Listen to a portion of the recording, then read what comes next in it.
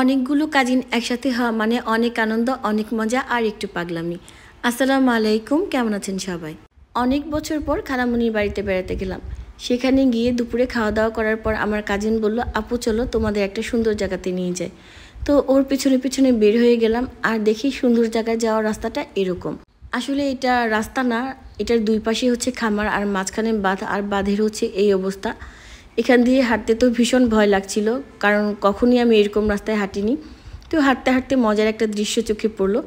এই জায়গাটাতে প্রচুর মাছ ছিল, আসলে ক্যামেরাতে বোঝা যাচ্ছে না। আমাদের দেখে মাছগুলো একটু লুকিয়ে পড়েছে আর একটু পরপর এরকম মাছ লাফ দিয়ে উঠছিল। আমরা তো দেখে খুব মজা পেয়েছি। আমাদের দেখেই সবগুলো মাছ পানির নিচে লুকিয়ে গিয়েছে। মাছ দেখা শেষ করে আমরা সামনের দিকে এগোচ্ছিলাম।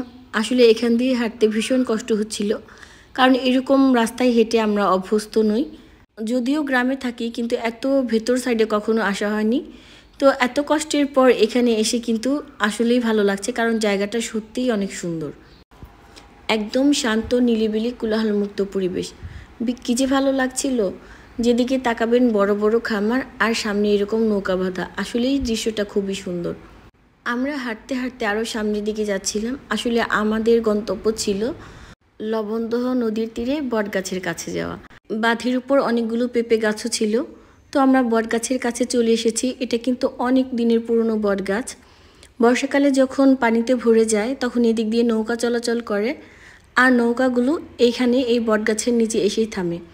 একটু খেয়াল করে দেখবেন, যেই জায়গাটাতে মূলত নৌকা থামে প্রত্যেকটা জায়গায় কিন্তু একটা করে এরকম পুরাতন বটগাছ থাকবে।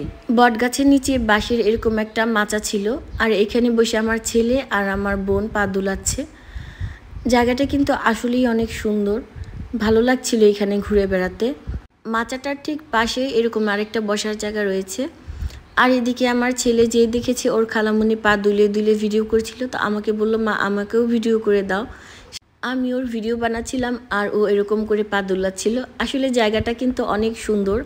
এখানে বসে ছবি বা ভিডিও যাই কর না কেন খুবই সুন্দর আসবে। তাল গাছের নিচে দুজন মহিলা বসেছিল, ওনারা ঘাস কাটছিল আর ছাগল চড়াচ্ছিল।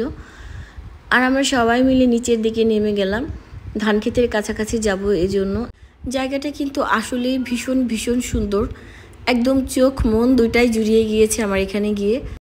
একটা জিনিস লক্ষ্য করে দেখবেন, আমরা সবাই কেমন যেন আত্মকেন্দ্রিক হয়ে যাচ্ছি, প্রযুক্তি নির্ভর হয়ে যাচ্ছি, একটা অদৃশ্য শিকলে আটকে গেছি। হাতে একটা মোবাইল হলেই হলো, আমাদের কাছে আর কিছুই লাগে না। আসলে দোষটা আমাদের নয়, দোষটা হচ্ছে সময়ের সাথে তাল মিলিয়ে চলতে যেয়ে আমরা এমন হয়ে গিয়েছি। আজকে আমি এখানে আসতেই চাচ্ছিলাম না। আমার কাজিনের বারবার ফোন করা আর বাচ্চার কান্নাকাটির জন্য এখানে এসেছি। বিশ্বাস করেন, এখানে না আসলে আমি আজকে মনে হয় অনেক কিছুই মিস করতাম। আজকে আমার এইখানে বেড়াতে এসে ভীষণ ভালো লেগেছে।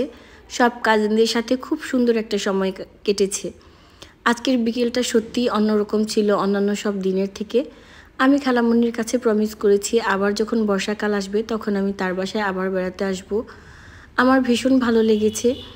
যখন বর্ষাকাল আসবে তখন এই জায়গাটা কিন্তু পানিতে পানিতে ভরে যাবে, তখন আরও সুন্দর লাগবে।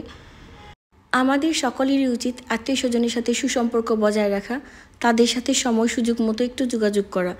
আত্মীয় স্বজনের সাথে সুসম্পর্ক রাখলে কিন্তু জীবনটা অনেকটাই সহজ হয়ে যায়। সবাই ভালো থাকবেন, আমাদের জন্য দোয়া করবেন। আল্লাহ হাফেজ।